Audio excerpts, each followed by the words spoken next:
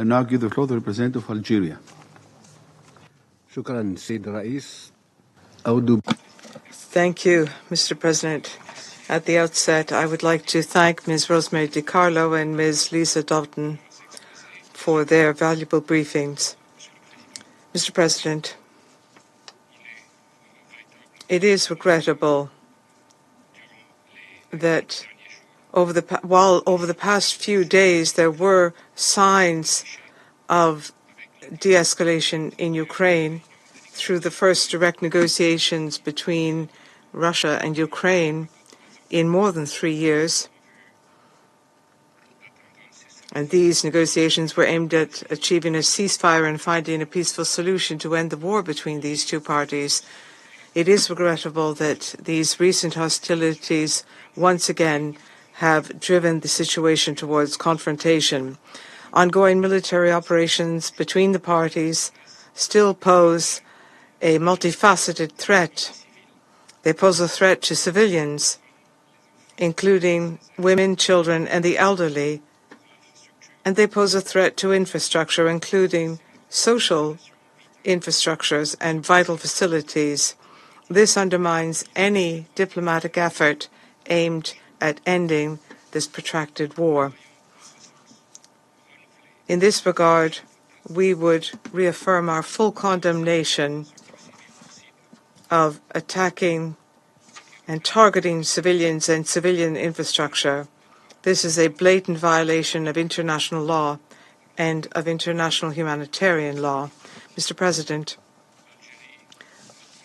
Algeria has always expressed its concern about the military escalation between the parties. That escalation has only led and will continue to lead to the loss of more innocent lives, and it will endanger the safety and security of civilians and will destroy vital institutions such as healthcare, education, and energy facilities, without mentioning the serious repercussions on the food and energy systems. This will continue to impact the entire world, particularly developing countries. Among these developments, Algeria renews its call on both parties to refrain from escalation and military confrontation and to put an end to human suffering and to fully adhere to the provisions of international humanitarian law. That law holds the parties responsible for protecting civilians.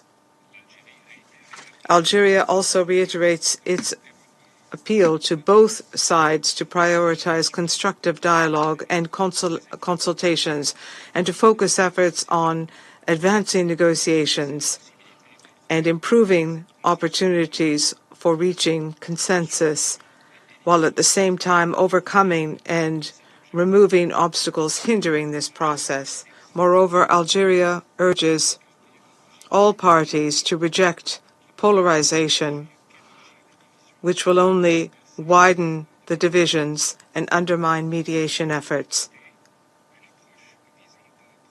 They need to adopt approaches aimed at strengthening inclusive and constructive dialogue to prevent a return to escalation and further aggravation between the two parties. In this regard, Algeria welcomes the many ongoing efforts to facilitate dialogue between the two sides and to bring their divergent views closer together. These efforts were recently reflected in the direct meeting between the two parties in Istanbul, Turkey. We also welcome the prisoner exchange agreement reached during the same meeting. This is an important step, and it is a tangible example of the benefits of constructive dialogue and the possibility of fostering mutual understanding and consensus between the two parties. By way of conclusion, Algeria reaffirms its commitment to supporting all international efforts aimed at finding a peaceful, fair, and lasting solution satisfactory to both parties. and that is based on the purposes and principles of the UN Charter and which takes into account the legitimate security concerns of both sides. Thank you, Mr. President. I thank the representative of Algeria for his statement.